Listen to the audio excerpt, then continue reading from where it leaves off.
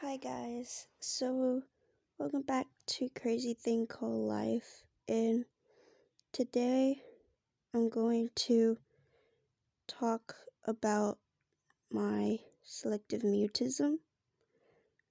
So essentially, selective mutism is an anxiety disorder where people have trouble talking in certain social situations. For me, it's not being able to talk when I feel afraid or confronted, and it can be really stressful because I want to talk to people and I want people to know that I'm not ignoring them and that I really do want to talk to them. And so, like, if someone is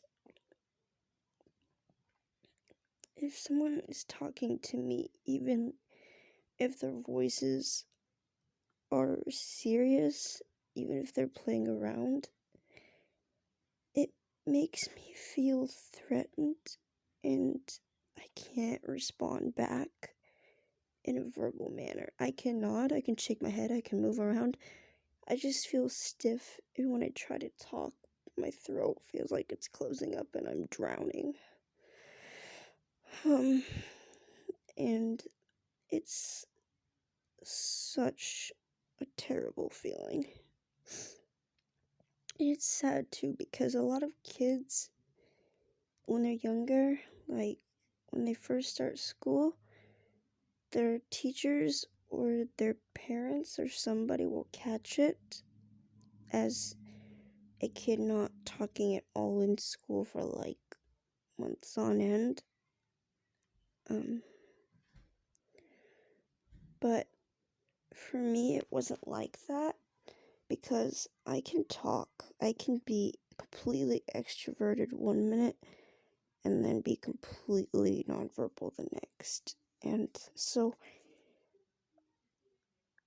I wasn't able to get that help when I was younger, because usually when a kid is suspected to have selective mutism, they get therapy and things like that to help cope, but I didn't get that when I was younger, and I still haven't gotten it, but I think that we're working on getting it done right now so that I can get that kind of therapy and learn to cope with it. But as of right now, I don't have it, and it's really doing something to my confidence. Like, when I was younger, I was so willing to talk to anyone about anything, even things that shouldn't be talked about. But I was so willing to go up to a random stranger and start asking them questions and talking to them. But now I'm starting to become more and more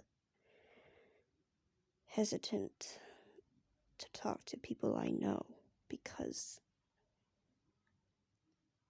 I don't want to go mute around them, and I don't want to make them feel bad because I can't talk. And it just makes me feel really bad about myself because I should be able to talk. Talking is a fundamental skill, and I can't talk. I just can't in certain situations. And so,